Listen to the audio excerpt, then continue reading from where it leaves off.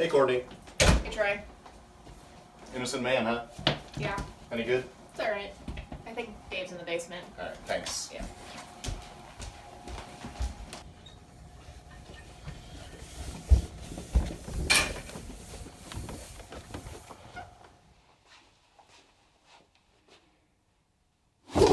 Surprise! We're gonna film an episode. What? I thought you said there was gonna be a present. Yeah, this is it. I got this for me, and I thought we'd talk about Spider-Man. I left my family for this. Here, got one of these for you. Got one of these for me. Get out of this thing. Oh. All right. Well, Spider-Man. Spider-Man.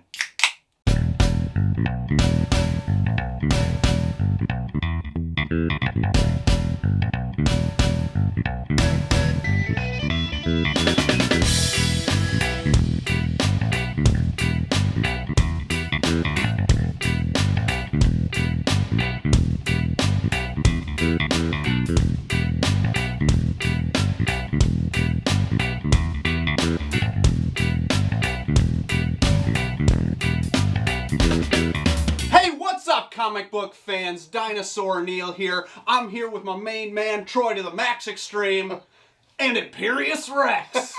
And Ghost Hunter. You shouldn't have been reading the tags as I flew in. That's where I got I haven't even put them in yet. That's right. Well, we're here on a special little extra Christmas present episode, whatever you want to call it. But, you know, it's been a great season for comic book movies, and we couldn't help ourselves. We just had to chat about it. And what better way to do it than by bringing the gang, bringing the whole book club in. That's right. The Mysterious Book Club, the original third member. Oh shit, you're supposed to be mysterious. Ooh. Let's talk about Spider-Man. Let's. Into the Spider-Verse, Yes. they call it. Dinosaur Neil, you were saying you've seen this twice? I've seen this twice already. Oh That my. is correct. Oh yeah, we saw it on Anything- Christmas Day. I was going to say, anything more to add? Oh, That just about boy. covers it. Saw it Christmas Day and a couple of days before. I had to take more people to see it because that's how incredible I thought this movie was. Kind of Wow. opinion spoilers up front. But you don't see it twice and not like it, am I right? I did that right. with Justice League. Oh, great. Okay. Yeah. But yes, it was quite a ride. Yeah. What I thought Spider-Man did really well is it like took all the aspects of the comics that you know and love and all the differences between them and just threw them at the screen. They didn't adapt it to be like a movie as much as like it was a comic that came to life. Yeah. And I appreciated that a lot. It wasn't like a weird adaptation like the Marvel movies. Not that the Marvel movies are weird, but like they're adapted for live action. Right. And this is just straight animation, which I loved. Right. And probably the most comic-looking animation I've ever seen, too. Mm-hmm. Automatopoeias and all, people stepping right out of that page. Oh, my God. The stippling, the speed lines, everything. Yeah. So great. Like, one of the coolest visuals I've ever seen. So cool that Sony's trying to trademark that look. I saw that. Like, I don't know how you can do that. Good luck. But Sony's on a bit of a tear with their last few Spider-Man outings, and it makes me like more hopeful for things coming out because like last few years Sony's been putting out a lot of turds. Yeah. And so it makes me look forward to what's coming out, even though the next thing's coming out is like the Men in Black movie, but maybe that'll be good. Who knows? Is it animated? Nope. They just took the cast from Thor Ragnarok and dropped it in a Men in Black movie. Well, So does it have the Goldblum? immigrant song in it? I better hope so. Job finished. So who is your favorite of the large ensemble cast? I'm not talking voice actors. I'm talking characters.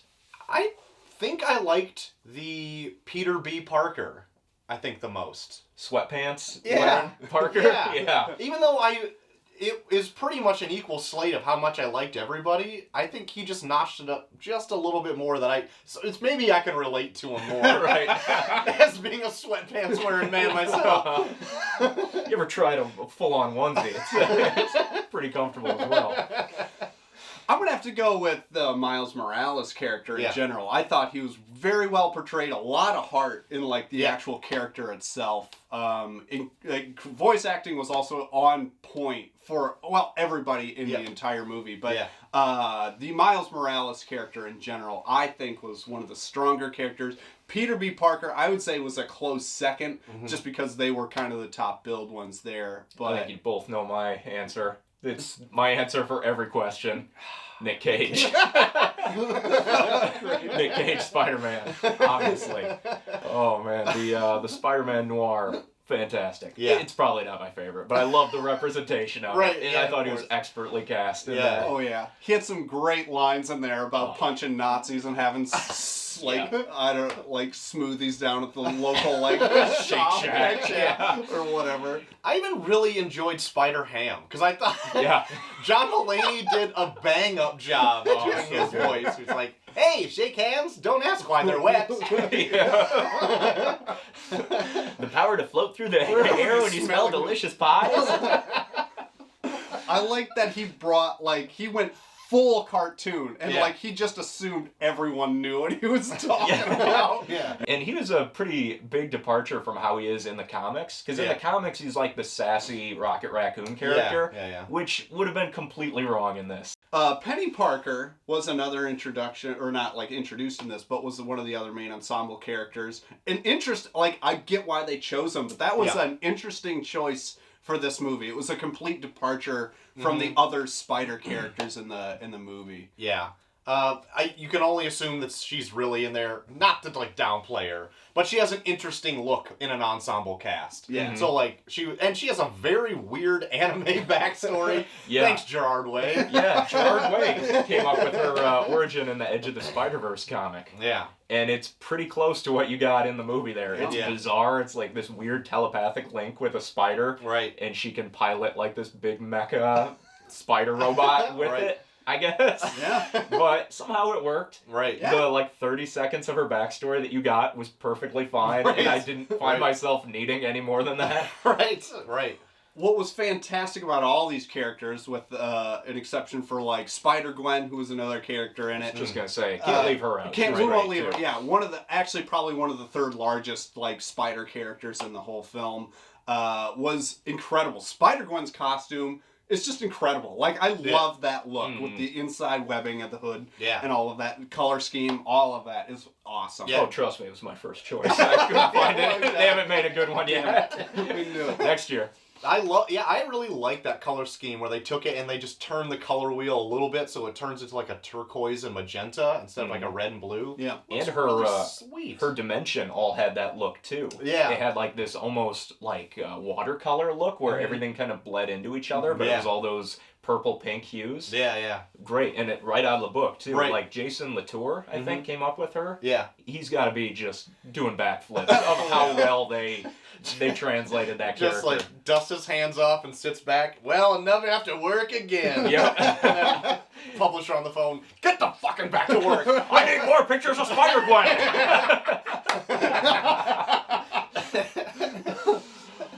But kind of piggybacking off of that, every character had almost their own individual look, which was just incredible.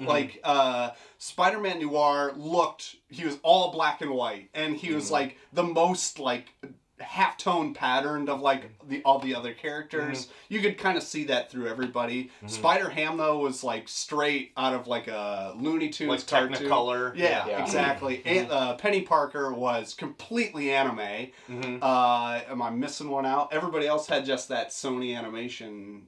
Yeah, the 4-color dot effect. Yeah. And all of that you think would clash, but it absolutely did not. I thought it was a seamless thing where it's you at that point you're in the movie, there's a universes going on, so it just makes sense. When I first saw the trailer for this, I was a little bit taken back because it looked like computer animation stop motion a little bit, and I was like, oh, I don't know, but I immediately fell into it, and it doesn't do that all the time either. When the action starts, it's pretty smooth sailing, and then when it's the slower moments, it kind of has that kind of they took frames out every here. Yeah, it had that Lego movie look to it. Yeah. With same directors. But it really worked, especially I want to say like the scene where Miles is jumping between the taxis, and sometimes it would hold on a frame longer too, so you would get like this full like comic book panel look to it, where it almost freeze frames. So unique. Like I've never seen that. I don't know why anyone would think that would be a good idea for an animated movie, but it totally worked. Right. It shouldn't have, but it did. Yeah. I also liked the tweaks that they kind of did to Miles in this a little bit, because it's straight out of the 1610 universe, the Ultimate Universe. Yeah, Bendis's Miles. And they made him a bit more artistic than I think he is in the book, so I like that he tags stuff, and he really has that cool relationship that you see right from the get-go with his uncle. Yeah. And he's not quite as big a dirtbag as he is in the comics. He's still plenty bad, but he has a redeeming moment at the end that he does not have in the books. Right. And he sticks around a little bit longer in the books, too. Yeah. Not very long, but... Right. Long enough to use him for his own gain. Yeah. But no, the reveal that his Uncle Aaron was the Prowler. We're spoiling this, by the way, as should be expected.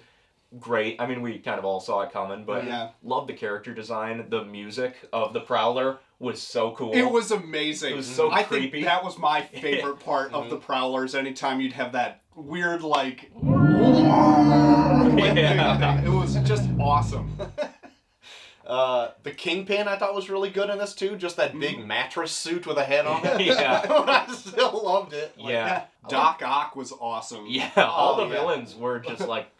And there was a ton of them, but it wasn't too much. Like, I wanted more. Scorpion was interesting. I liked him. Tombstone was cool to see. Yeah. A lot of these characters, like, I never thought I would see them in a Spider-Man movie. Again, the Prowler is more based with Miles Morales, so it made sense for him to be there, but, like, he's been in Spider-Man canonology for quite some time. So, like, just to see that, like, a minor player... in this role is just incredible for Spider-Man fans like us, but like also for people who haven't seen it, like he had such a good arc in the story, like if you didn't know the twist, that would be really cool to see. Yeah, Chelsea didn't know the twist, so that was cool to like, she's like, what's going on in this? I'm just like, just wait. I also love the parallel there between the regular Peter Parker and Miles. Like, Peter learns from his uncle's death that he has to be good, and Miles has a dirtbag uncle, but he still learns a lesson from his uncle's death. Yeah. I thought all the, like, sitting in those moments too were really well done. Like the action-packed pace of it, because it starts from the get-go and doesn't stop. Oh yeah. Except for these small little family moments with Miles that I thought were really good. I could actually sat in them a little bit longer. Yeah. But I thought I would have been weeping at that point. I really liked the design of the new Dr. Octopus in this. Yeah. And I didn't even see it coming. No, I had no idea. It surprised me full force. And I love the tentacle design where it's like almost like gel-filled, like pneumatic, like rubbery tubes. It looks like something that you would use in a surgery today. Yeah. Like some kind of weird balloon type of thing that you just fill it with gel or air and then you flop them around. And it's a lot more streamlined than just big metal clanky arms. And a lot more octopusy. Yeah. But I also like that. James Bond did it. I also like that when she became Dr. Octopus, she put her hair up in that big Looked like an octopus, So yeah. I'm like, head. fuck yeah! Yep. I know. That was completely out of nowhere. I wonder if anyone saw that coming. You're like, what is the deal with her? Who is she? Right. And then, Nailed it. got it. That whole scene, that infiltration scene was incredible. Like, I love it. My whole favorite part of that scene had to have been when they're trying to get like the password, but they can't like get it in time, and then Miles just takes the whole computer. It's like, like they has the monitor and everything. He doesn't even need it. It's just fantastic. Yeah, and they get to the commissary and they think like, oh, it's just a bunch of scientists eating lunch, and they all pull out guns. The one place where the scientists are actually loaded up too. He took a bagel! Yeah, so story-wise, happy with it. Like, it was a pretty convoluted plot that just raced along and was completely fine. Right, because it went by quick enough that if you had any questions like, well, how does that work? You're already onto something else. Doesn't matter. But I think it was pretty, for it being a complicated enough as a plot, I thought it was pretty accessible. Mm-hmm. Like, if you're a fan of any of this kind of stuff, you'll just jump right in. Yeah. Even if, like, my dad would go see it and be like, oh yeah, I get that. Multiverse, yeah. Yeah. Everyone knows that. Yeah. Yeah. Stephen Hawking, of course. I've read all of his works. What I think they did, the service here that they did really well was when they introduced like a new Spider-Man, I like that they would be like, all right, we're going to go back into the beginning again. Like, and they did that shtick with everybody. And Yeah, I think that helped connect everything pretty well. Mm-hmm. But the overall Miles Morales story, even if it's a brand new character to some people kind of know what he's about, but I think this really did him a service. It made him feel very like out of his element. Like I thought it did really, really, really well with that. That it's like, hey man, like you're not going to be prepared for this like at all, and like he isn't until like the very end of the film. Yeah.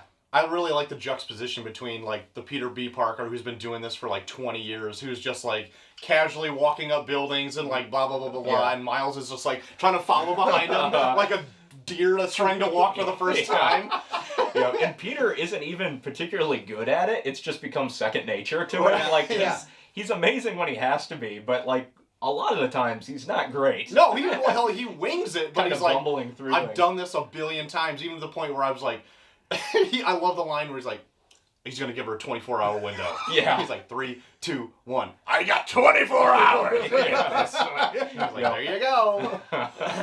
Well, they had incredible callbacks to the Sony Maguire? Spider-Mans that came before it. Yeah. Not only did, I don't know if you noticed, they used that Uncle Ben's voice when they did do a brief snippet of him, which I thought was a nice, like, it's a nice touch for people who knew that this was a Sony picture and Spider-Man is owned by Sony. Like, it's kind of one of those things, but like, the whole Spider-Man 3 dance sequence they do right away in the beginning. That was good. But they don't like to talk about that. Yeah, I love the popsicle. They just looked atrocious. It looked exactly like they looked after opening them and eating them for like 5 minutes. Yeah, I would love to see the movie timeline where it's like playing the movie and then just insert Spider-Man popsicle.jpg like in that spot. Like, Yeah, just Google image first first result. That'll do. Yep. It also surprised me that the first Spider-Man in this was Chris Pine, because I didn't know that was going to be the thing either. What a take. I think in the trailers they even like had the other Jake Johnson do they the had voice. his voice for those scenes, Yeah, so yeah. it was kind of a surprise. I could- Not that anyone could pinpoint like, oh, that's Chris Pine. Yeah, I But couldn't. No. because- but then once Chelsea was like, is that Chris Pine? I'm like, no, it's Jake Johnson. Like, I was trying to convince myself that it was, even though I could obviously tell it was not. And I'm like, man, he's doing a weird job with his voice there. He's making it sound like Chris Pine. It's the Chris Piniest voice I've ever heard. Good job, Jake Johnson. Yeah. And then to jump to the very, very end, to the post-credits sequence, Oh yeah. where it finally gets to 2099 Spider-Man, which I thought was like absent throughout the. Why would you have him in the movie? Well, he is in the movie. Yep. At the very end, voiced by Oscar Isaac. Yes. I didn't realize that until I looked it up, and that was a surprise. And that whole post-credit sequence is one of the greatest things ever. Yeah. Are we all pointing? Oh, it's great. I loved it. Any final thoughts? I would recommend, if it's still in theaters, to go see this movie. Wholeheartedly. Again and again. Yeah. It should be making more money. Yeah, I'm I was impressed, yeah. shocked to hear how little the box office was on its opening weekend. Yeah, it's like 30-something. Yeah. And when, like, well, not to jump to Aquaman, but Aquaman had like $105 million opening weekend. Yeah, they're saying it's going to clear like $1 billion. Easy. It's already at $500 million worldwide. And that is insane. Like, and we'll get to Aquaman, but this is a much better movie. Much better. Yeah. I would watch this 100 times over. I could watch it immediately after I left the theater. It was so good. And the music was fantastic, too. So good. Not my typical, like, go-to music, but it completely fit. Yeah. And the whole sequence where he finally, like, suits up, where Miles gets in the costume, makes it his own, does that badass flip off the building and pulls the glass off, and then that shot of him dropping down. Yeah. Amazing. Yeah. My biggest worry was, like, the trailer was so good in pairing up, like, the visuals and the music. I'm like, I hope it translates, or I hope they capture that, and they totally did. Oh, Yeah. I saw a tweet about this. Sorry, I don't know who it was from, but like, it showed that picture again. It's like this with context means so much more than it does from the trailer. It's just that's the hidden message behind that whole scene. It just made it all the better. I agree. Yep. Yeah.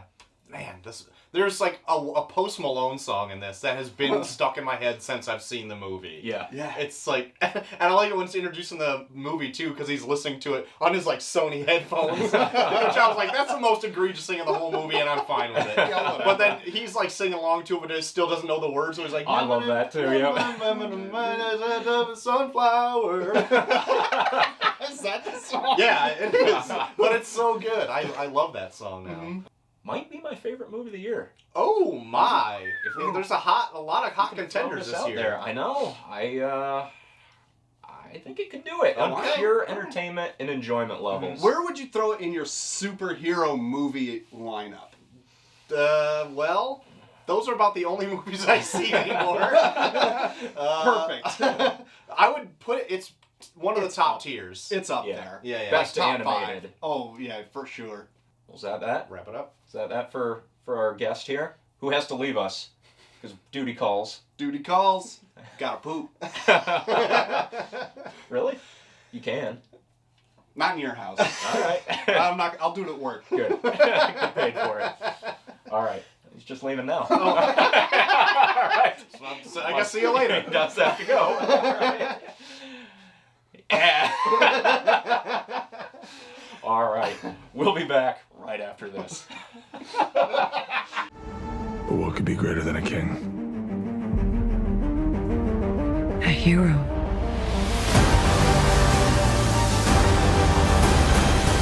Dave, Yeah. ready to talk Aquaman? Almost ready. What are we doing? We're getting ready. Oh no. Okay. Are you ready yet? Yeah. Yep. Just getting ready. All right. All right. All right. Oh. All right. Okay. Got the perfect thing for Aquaman. Well, All right. it's fitting. Yeah. Very form-fitting. It's- It's impressive. do you need a second? I'm trying to collect my thoughts. So for a DC outing movie, it's doing way better than expected, I guess. Right. Yep. The last one to come out, Justice League, a little bit ho-hum. Mm-hmm. Wonder Woman, awesome. But I think this has already made more than Wonder Woman. That's crazy. Yeah. Well, I don't know. I think Wonder Woman worldwide has made like about 800 million or so. But this is right on its coattails in 4 days. Yeah. Yep. And well, let's not bury the lead. What'd you think? I thought it was okay. Yeah.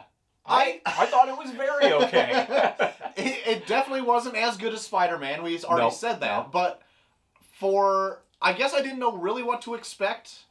And I thought parts of it were really good. Mm-hmm. The action scenes especially. Yeah. Yep. But there are some character things that I didn't like. And some characters I didn't really like. Okay. But other than that, I still, at the end of the movie, had fun with it. Yeah. It reminded me of almost like the feeling of a good Star Wars movie. Okay. Where, like, sometimes the dialogue's hokey and Sure. it's a little long at times, but it jumps from, like, good, unique action scene to action scene. Yeah. And it's all really well done. Yep. Like, this was surprisingly well done. Yeah. It probably was one of the best looking DC, I would say even, like, superhero movies that we've got so far. Yeah. Yeah. And, yeah, it was fun. Yeah, DC needed a fun one. I don't know if we've had one yet. It was really nice and bright and colorful in spots, which I was like, oh, this is fun to see. It's a treat for the eyes. The one downfall I think it had is that it would try to fit all of Jeff Johns' run into one movie. And I thought the 2.5 hour time was a little bloated. Yeah, I was okay with that. Like, it just kept moving. Like, Yeah. it went from big set piece to big set piece. Mm-hmm. Like, we got Black Manta introduced and kind of taken care of. Yep. And he wasn't the main villain, but I liked that he had that chunk there that was, like, all him. Mm-hmm. And obviously he'll be back for more. Yeah. I don't know. It just kept making it interesting. Like, now we're in the desert, and now we're on land in Sicily, and now we're underwater. Like, it moved around enough that I didn't care that it was kind of bloated. Mm-hmm. It felt like it was doing something the whole time. Yeah. I really liked Aquadad in it. I thought he was the best character in this because I felt like he actually had heart and I cared about him. Yeah. Yeah, Nicole I was thinking Kidman, like... I didn't care about at all. No. She is just like a wax model at this point. Like, how is she still that young looking? I don't know. Like, I'm sure they de-aged her, but like then they went present time and she looked just like she did. Yeah. Yep. Yeah, I thought it was good. Momoa was great. Yep. I felt some of the humor was a bit juvenile sometimes, but then I fell into it like here or there. I really liked the bar scene with him and his dad, where the tough guys came up and they're like, "I got something for you," and they reach into his coat and he pulls out his phone. He's like, "Can I get a picture with you?" Yeah. And the first few pictures is just Aquaman being like, "Okay, let's do this." And the more pictures are taken, he's like having the best time ever. It looks like he just had the night of his life there. Yeah. What'd you think of Patrick Wilson as the villain? I thought he was okay. Yeah. Spoilers again, as we do. I really liked the fact that they didn't fight to the death, and at the end they kind of left on good terms. Like, he was getting whisked off to jail. Good terms. Yeah. But they're like, you know, man, when you're ready to talk, let's talk. Yeah. And that was it. Like, they didn't have to kill each other. I can't think of another superhero movie where it didn't end with one of them having to, like, kill his brother. Yeah. I've kind of wanted to... It's very mature of this movie. Yeah. They did, I mean, the whole thing is kind of like Hamlet. The whole thing. They also threw in some, like, Arthurian stuff with King Arthur and, like, an Excalibur type deal. Yep. They introduced Black Manta, Ocean Master, did a whole Willem Dafoe.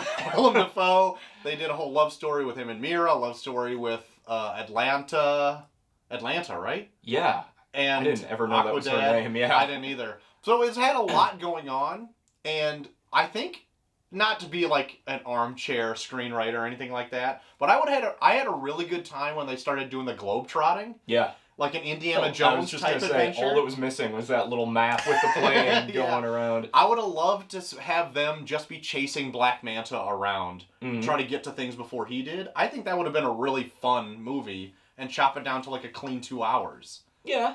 And that would have been okay, but I don't know if I'd trade this for it.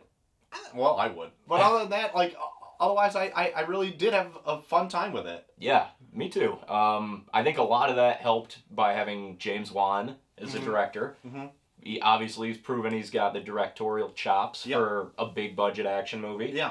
And I think it showed, you know, like the action set pieces, especially at the end, the big underwater finale there. I just kept thinking, like, what is James Cameron thinking right now after spending, like, the last decade filming, like, 5 back-to-back underwater Avatar sequels and saying it's going to be... a script and tearing out the pages. It's going to be unlike anything you've ever seen. And then this looked really damn good, and it looked very different from anything we've ever seen. Yeah. So I'm thinking, like, Avatar is going to roll in and be like... Aquaman did it first, though. in like record time and probably a fraction of the budget. Yeah. But that's pretty much it. I could go on longer, but it'd really just be rehashing my previous opinions. But I think on my podcast I do with my buddy JT3K, I gave this a B-. Yeah. And then he graded a little bit lower, so tune in to see what he thought about it. But where would you go? Around there. I'd give it a solid B, maybe a B+. Yeah. Depending on the mood, you know. I enjoyed it. I liked the sea monsters. I liked. Why didn't they just make it the Kraken? That's what I was just telling Dinosaur Neil. I was like, it's not the Kraken, but it very much is. They don't ever call it that, but that's what it is. Yeah. So that's it. Yeah. So let us know what you thought about these 2 flicks. If you have seen them, if you broke away from your families this Christmas holiday to go check them out yourself, let us know in the comments below. But until next time, I've been Troy to the Max Extreme. And I've been Ghost Hunter Dave. And we've been Imperius Rex. We'll see you next time.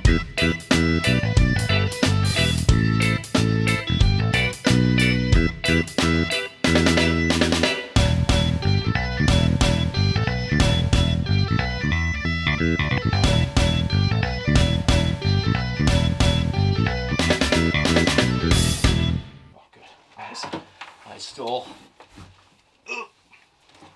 Right on the crack. Sterling hops.